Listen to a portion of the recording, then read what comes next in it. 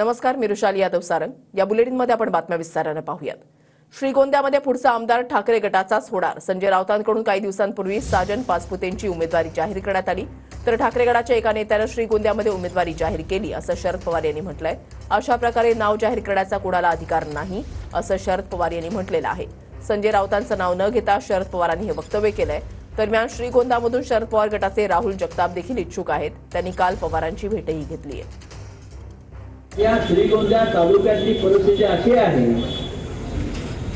की या तालुक्यातला पुढला आमदार शिवसेनेचाच होईल आणि साजन भाई पाचपुते आपण लंकेताईंबरोबर एकाच गाडीनं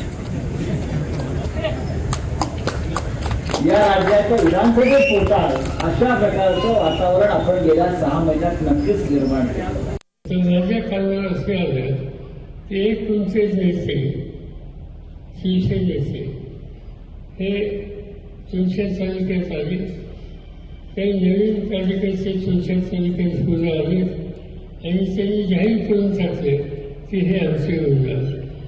अशा प्रकारे कुणालाही जाहीर करण्याचा अधिकार नाही।